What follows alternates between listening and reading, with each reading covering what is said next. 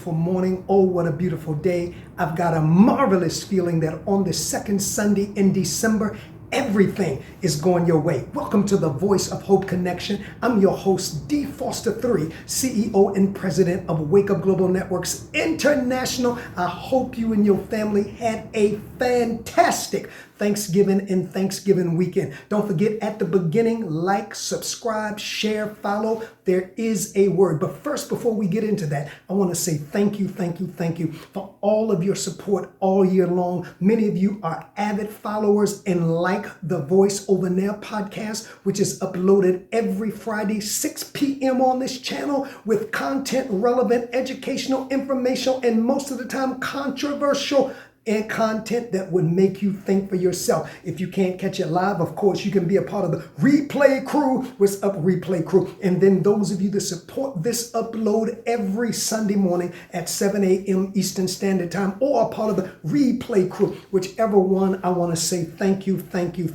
As we're sliding strong into a brand new year, I want to hear from you. If you've been blessed, if you've been touched, if you've been enlightened, if you've been inspired by any of our content on WPB Media, I'm encouraging you to write to me. Let me know. It's thevoiceovertheglobe@gmail.com. Thevoiceovertheglobe@gmail.com. And if you feel generous, if you feel led, we are nonprofit. Listen, this takes a lot of work and a lot of ingenuity, and we do it just for you. You want to feel like you want to sow a seed, you can do so. The way you can do it through PayPal and Zelle, it's at the bottom of the screen. If no seed is too big, and certainly no seed is too small, in advance, thank you.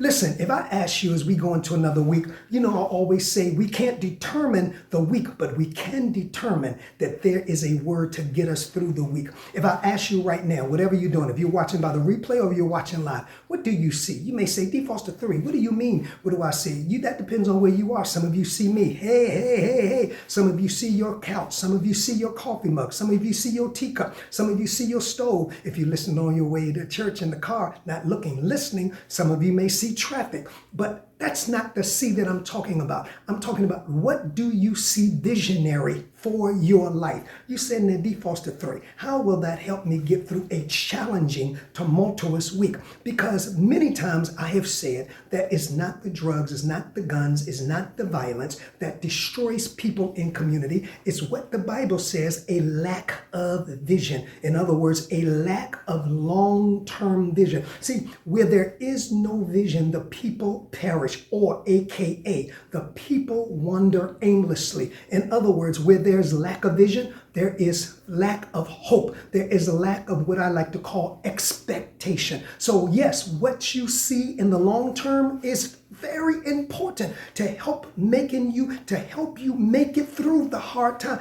All of us have been through hard times. All of us have been through challenging times. Sometimes it's a challenging day, but you know what helps me to make it through? Sometimes not the immediate surrounding situations. I know I'm going, follow me real quick. Not the immediate surrounding situations, but I know that there is something better for me in the future. I know this is not the end. I know God is not finished with me. I know that his word must come to pass. That's been spoken over my life. Though it's been delayed, it certainly is not denied. So this week, when you go through challenging situations, remember that God spoke a word over your life, a positive word over your life. In Jeremiah 29:11, I know the thoughts that I have of you, thoughts of peace and not of evil, to bring your life to an expected or a glorious end. Sometimes that's all I can remember. Sometimes helping me get through the week is remember, I got to keep looking at the prophecy. I got to keep looking at the promise. I got to keep looking at the word that was spoken. See, if I stop and look with these natural eyes,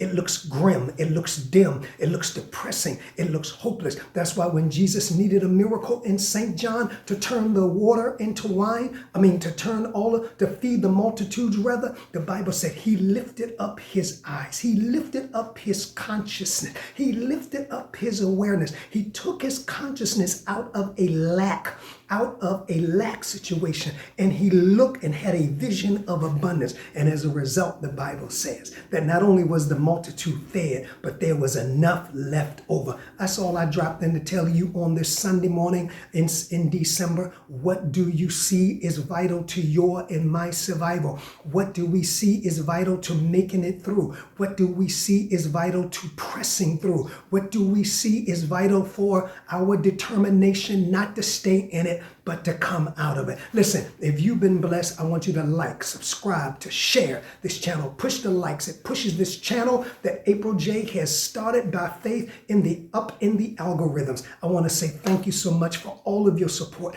Thank you for your prayers. Thank you for your hope. Thank you for your energy. Thank you for your inspiration. And until next week, remember, don't forget Friday, 6 p.m., a brand new The Voice Over Now podcast. But until then, remember, there is hope. Stay connected to it. What do you see?